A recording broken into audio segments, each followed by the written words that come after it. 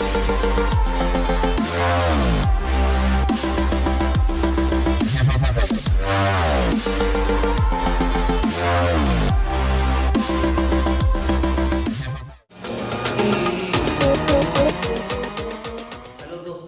अवनीश कुमार पांडे गणित विषय के साथ सरस्वती ग्रुप ऑफ कॉलेजेस के इस डिजिटल प्लेटफॉर्म पर आप सभी लोगों का स्वागत है। पिछले वीडियो में हमने आपको बताया था कि रैंक क्या होता है और रैंक निकालने के क्या क्या मेथड्स होते हैं। तो हमने वहां पे दो मेथड का चर्चा कर दिया था। पहला जो मेथड होता है वह होता है माइनर मेथड या डिटरमिनेंट मेथड। सेकेंड जो मेथड होता है वह रो कॉलम ऑपरेशन मेथड होता है। आज हम चर्चा करने वाले हैं echelon and normal form of the matrix. Echelon form क्या होता है किसी मैट्रिक्स का और नॉर्मल फॉर्म किसी मैट्रिक्स का क्या होता है, इसमें किसी दिए गए मैट्रिक्स का रैंक कैसे निकालते हैं। तो आइए समझते हैं कि इचेलॉन फॉर्म। सबसे पहले इचेलॉन फॉर्म को हम सीखेंगे कि इचेलॉन फॉर्म होता क्या है। इचेलॉन फॉर्म का मतलब होता है कि यहाँ पे जो एलिमेंट होता है वहां पे 1 होता है। जो फर्स्ट पोजीशन A11 वाला एलिमेंट है वह 1 है। 1 के नीचे सारे के सारे एलिमेंट 0 होने चाहिए और यहाँ आगे कुछ भी हो सकता है। 2 3 4 5 6 1 2 कुछ भी हो सकता है। मान लीजिए 2 3 1 यहाँ बाउंडेशन नहीं है, कोई भी एलिमेंट हो सकता है। बट यहाँ जो 0 के बाद एलिमेंट होना चाहिए वह 1 होना चाहिए, या अगर यहाँ पर भी 0 है तो यहाँ पे 1 होना चाहिए और 1 के बाद कुछ भी हो।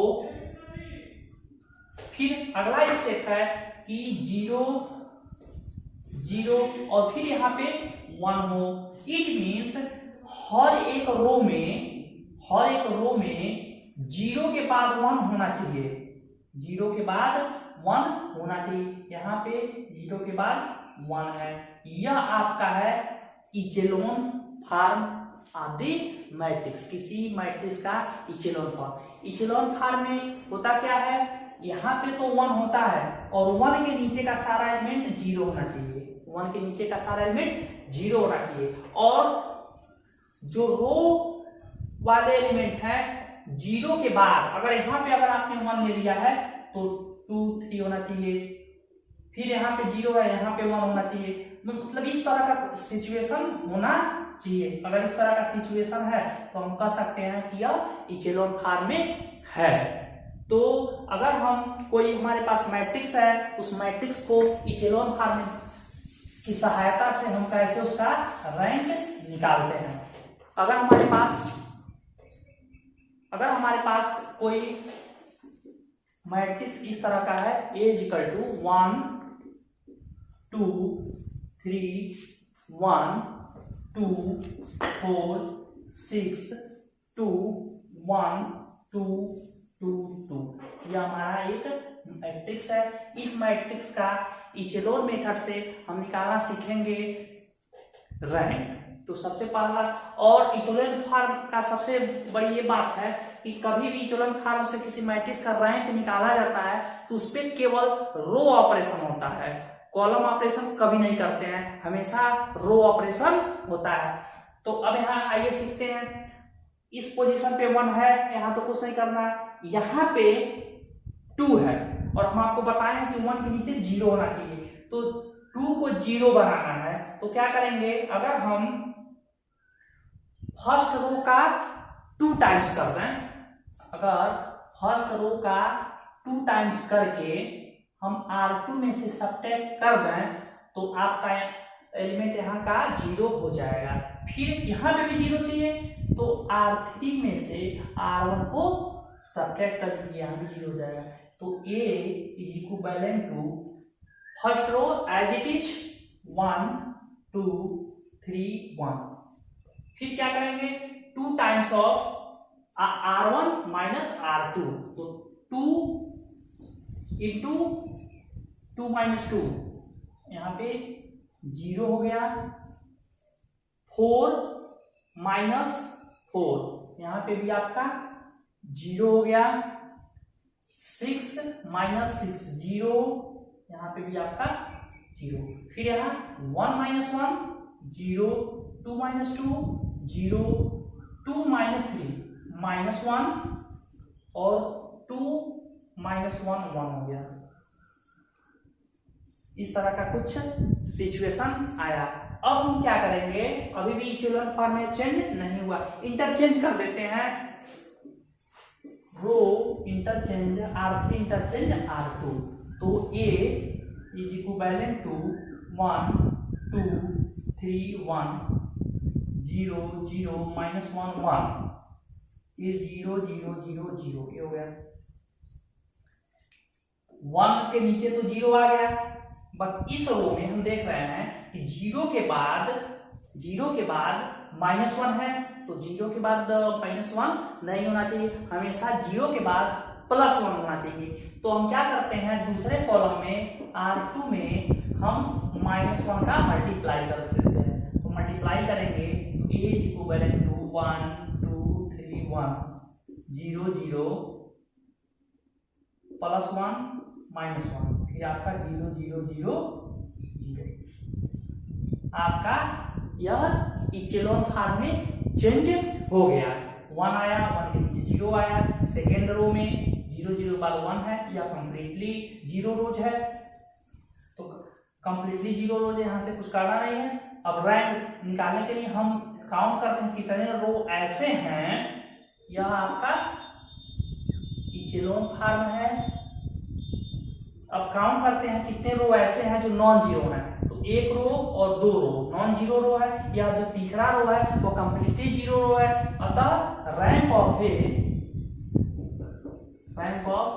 इज इक्वल टू आपका हो जाएगा 2।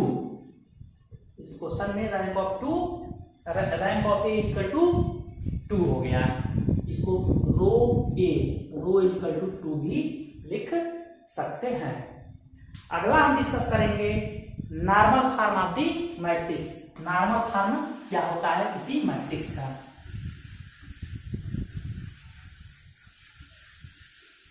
नॉर्मल फॉर्म का एक नाम है canonical form of the matrix. Normal form का मतलब होता है किसी मैट्रिक्स को आइडेंटिटी मैट्रिक्स में चेंज करते हैं। अगर हमारे पास 3x3 का मैट्रिक्स है तो इसको लिख सकते हैं 1 0 0 0 1 0 0 0 1। यह हमारा 3x3 का एक आइडेंटिटी मैट्रिक्स है। यह नॉर्मल फॉर्म हुआ। तो अगर क्वेश्चन में लास्ट तक सॉल्व करते करते अगर हम इस फॉर्म में चेंज करते हैं, इस फॉर्म में हम चेंज कर दें, तो वह नॉर्मल फॉर्म हो जाएगा। और आइडेंटिटी मैट्रिक्स जितने ऑर्डर का होता है वही उसका रैंक होता है। कितने ऑर्डर का है, 3x3 3 ऑर्डर का है, तो इसका रैंक 3 हो जाएगा। लेकिन कोई जरूरी नहीं है कि जो हर एक क्वेश्चन आए वह इसी टाइप का आए।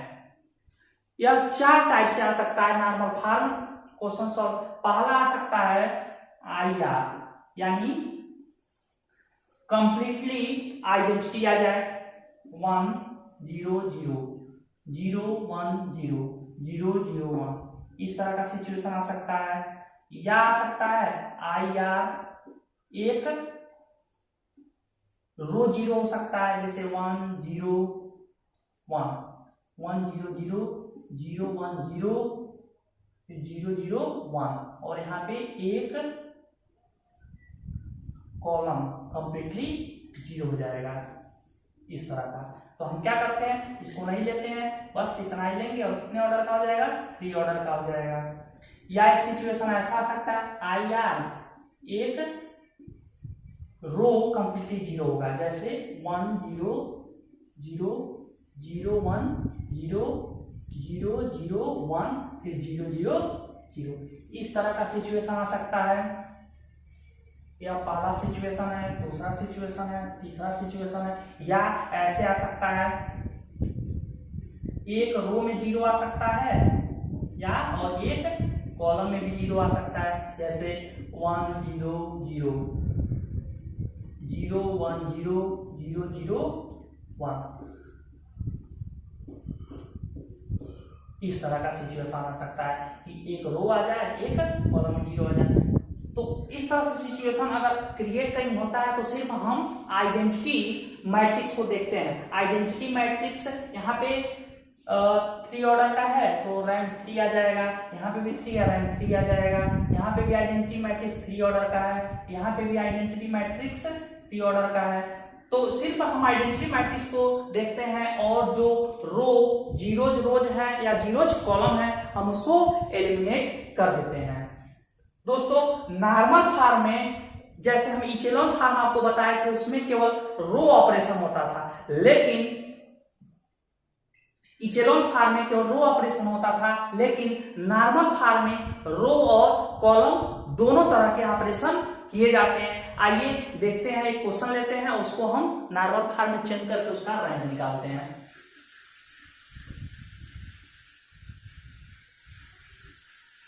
हमारे पास एक क्वेश्चन इस प्रकार का है, a इज इक्वल टू 1 2 3 2 2 3 5 1 1 3 4 5। यह हमारा एक क्वेश्चन है, इसको हम नॉर्मल फॉर्म में चेंज करके इसका हम रैंक निकालते हैं। नॉर्मल फॉर्म का यह रूल होता है कि इस पोजीशन पे 1 होना चाहिए और बाकी 0 0 हो, फिर इस पोजीशन पे 1 हो, फिर इस पोजीशन पे 1 हो। इसी तरह का कुछ सिचुएशन क्रिएट करके इस क्वेश्चन को सॉल्व करेंगे। तो सबसे पहले हमको इस पोजीशन पे 0 लाना है, यहाँ पे 1 है, इस पोजीशन पे 0 लाने के लिए हम रो ऑपरेशन करेंगे R2। दूसरे वाले को 0 बनाना है तो हम क्या कर रहे हैं कि R2 में से 2R1 को माइनस कर रहे हैं, गुना कर रहे हैं, फिर R3 लाना है, R3 को 0 करना है तो R3 माइनस कर दें R1, R3 minus R1 rank निकालें। A is similar to R2 minus R1 हो जाएगा। जो फर्स्ट रो है it is 1 2 3 2। R2 means R1 का 2 टाइम्स, R1 का 2 टाइम्स हो जाएगा 2 2 माइनस 2 आपका 0 हो गया। R2 का 2 2 जा 4 तो आपका 3 माइनस 4 यहाँ पे आ गया आपका -1, फिर आपका यहाँ पे आ जाएगा 5 माइनस 6, फिर -1, फिर यहाँ पे 1 1 माइनस 2 इंटू 2 4 1 माइनस 4 3 हो गया। फिर R3 माइनस R1 करेंगे, 1 minus 1 0, 3 minus 2 3 minus 2 1, 4 minus 3 1, 5 minus 2 3। यह 2 ऑपरेशन हमारा कंप्लीट हुआ। इसके बाद हम क्या करते हैं, 1 के बाद भी सारे एलिमेंट को 0 करना है, यहाँ पे भी 0, यहाँ पे भी 0, यहाँ पे भी 0। तो इसके लिए हम कॉलम ऑपरेशन अप्लाई करते हैं। पहला कॉलम ऑपरेशन हो जाएगा C2, यहाँ 0 लाने के लिए क्या करना पड़ेगा, C2 माइनस, अगर C1 का 2 टाइम्स कर दें 2C1 कर दें तो आपका ये वाली 0 हो जाएगी। C3 यहाँ भी 0 लाना है तो C3 माइनस 3C1 कर दें, फिर गुना कर दें, ये आपका आ जाएगा। C4 इस वाले को भी 0 करना है तो C4 माइनस 2C1 करते हैं, यह ऑपरेशन अप्लाई करते हैं। तो A is equivalent to, first column पे कोई ऑपरेशन अप्लाई नहीं होगा, फर्स्ट कॉलम इट इज 1 0 0। दूसरा जो कॉलम होगा वो हो जाएगा, दूसरा जो कॉलम होगा वो हो जाएगा 0, और यहाँ पे -1 1 3 0 -1, यहाँ पे कोई ऑपरेशन अप्लाई नहीं हो पाएगा, 2 2 -1, यहाँ पे 0 3 3। इस तरह का आपका हो गया। अब हमको क्या करना है कि इस वाले पोजीशन पे हमको +1 लाना है। 1 0 0 आ गया, 0 +1, तो हम क्या कर रहे हैं, R3 वाले दूसरे रो में हम -1 का गुणा कर रहे हैं। तो R2 × माइनस 1। यह करेंगे तो आपका आ जाएगा a is equivalent to 1 0 0 0 0 plus 1 और -3 हो गया। फिर आपका हो जाएगा -3, सॉरी यहाँ -3 होगा, -3, फिर 1 1 प्लस 3 हो गया, 0 1 1 3। इस तरह का पोजीशन आ गया। अब क्या करना है, इस वाले एलिमेंट को भी 0 करना है। इसको करने के लिए हम क्या करें, C3 में से C2 को माइनस करना है और C4 में से C4 हो गया तो C4 माइनस 3C2 करें तो A is equivalent to C3 minus C1। First column को ऐसे रहने दीजिए 1 0 0 0 1 1 हो गया, 0 minus 1 0 0 minus 1, sorry 0 0। First column, second column, third column पे ऑपरेशन करना है तो C3 0 minus 0 0 1 minus 1 0 1 minus 1 0 C4 minus 3C2 0 0 और यहाँ पे 0। ये आपका है, यहां तक पहुंचे तो इस पोजीशन पे हमारा क्या आया 1 0 0, फिर आपका आया 0 1 0 0। अब हम यहाँ पे देख रहे हैं कि 0 है 1 है, या तो 1 यहाँ होना चाहिए। तो इसको करने के लिए हम एक और ऑपरेशन अप्लाई कर रहे हैं, R3 माइनस R2 तो A is equivalent to 1 0 0 0 0 1 0 0 0 minus 0 0 1 minus 1 0 0 0। अब क्या हुआ, आइडेंटिटी मैट्रिक्स इसमें खोजते हैं। अब यार आपका नॉर्मल फॉर्म में चेंज हुआ, एक आइडेंटिटी मैट्रिक्स हुआ, बाकी सारे जीरो हैं, इससे मतलब नहीं है। तो आइडेंटिटी मैट्रिक्स कितने ऑर्डर का है, 2 ऑर्डर का है। 1 0 0 1 आ गया, चेंज हो गया, तो rank of A equal to हो गया आपका 2। तो यह है नॉर्मल फॉर्म से कैसे क्वेश्चन को सॉल्व करते हैं। Thank you.